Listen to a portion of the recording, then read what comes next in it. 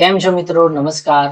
આજે હું તમને એ વસ્તુ પ્રેક્ટિકલી બતાવવાનો છું કે ટેલીમાંથી રિટર્ન ફાઇલિંગ કઈ રીતે કરી શકાય. અહીંયા તમારે બેનિફિટ શું છે કે જ્યારે પણ રિટર્ન ફાઇલિંગ કરતા હોઈએ ત્યારે મલ્ટિપલ ટાઈમ આપણે જેસન ડાઉનલોડ કરીએ, જીએસટી પોર્ટલ લોગિન કરીએ અને ત્યાં જઈને અપલોડ કરીએ છીએ. પણ જો આ બધી જ પ્રોસેસ ઓટોમેટિક કરવી હોય અને કોઈ પોઈન્ટ ઇન ટાઈમ કોઈ પણ પ્રકારના એરર કરેક્શન ને બધું જ ટેલીમાં ડાયરેક્ટલી કરવું હોય તો કઈ રીતે થઈ શકે છે? Let's see.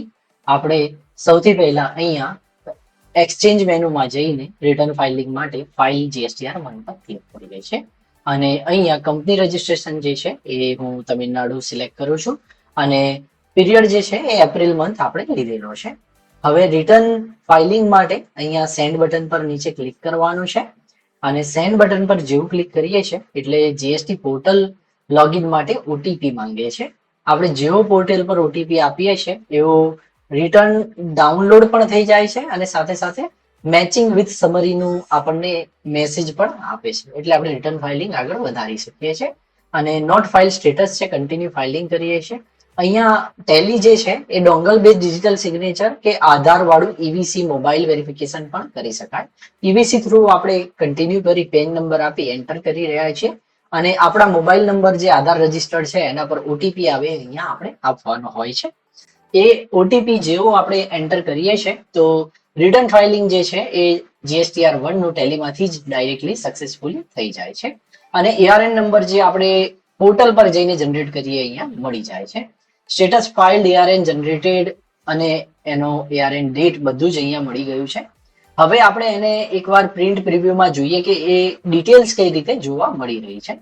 હવે પ્રિવ્યુમાં આપણે જઈ અને જોઈએ ઝૂમ કરીએ તો અહીંયા બાકીની બધી જ ડિટેલ આપણે પીડીએફમાં મળે છે જે તમે તમારા કસ્ટમર ઓનર કે પછી સીએ ને મોકલી શકો છો. અને અહીંયા GSTR1 નો રિપોર્ટ જો આપણે ઓપન કરીએ તો જોવા મળે છે અને અહીંયા આપણે કંપની રજિસ્ટ્રેશન સિલેક્ટ કરી એપ્રિલ મંથ સિલેક્ટ કરીએ તો આપણું જે સ્ટેટસ રિટર્ન ફાઇલિંગનું છે એ પણ આપણે જોઈ શકીએ છીએ કે return is ફાઇલ્ડ with ARN number અને ડેટ ઇન ફ્યુચર રેફરન્સ માટે પણ આપણે આ મળી જાય છે. રિટર્ન ફાઇલિંગ જે છે એ એકદમ ઇઝી અને સીધું ડાયરેક્ટ ટેલીમાંથી પોસિબલ છે.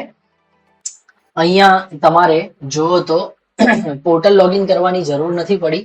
ફાઇલ વાળી પ્રોસેસ જે છે એ ઈવીસી કે ડોંગલ જે પણ હોય ડાયરેક્ટલી થાય છે. મેચિંગ ડેટા પણ ડાયરેક્ટલી ટેલી ઓટોમેટિક કરી અને હેલ્પ કરે છે અને મિસમેચ ડેટા હોય તો પણ રિટર્ન આપણે ઇઝીલી રિવ્યુ કરી શકીએ છીએ.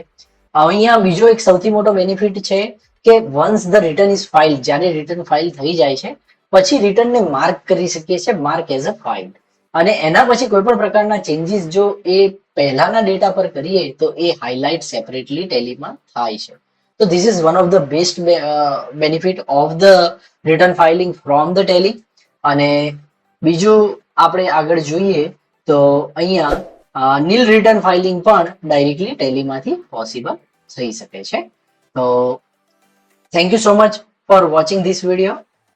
જો તમને આ ચેનલને હજી સબસ્ક્રાઇબ નથી કરી તો દોસ્તો પ્લીઝ મને હેલ્પ કરો, ચેનલને સબસ્ક્રાઇબ કરો, તમારા વધુથી વધુ મિત્રોને આ વિડીયો શેર કરો અને થેન્ક યુ સો મચ.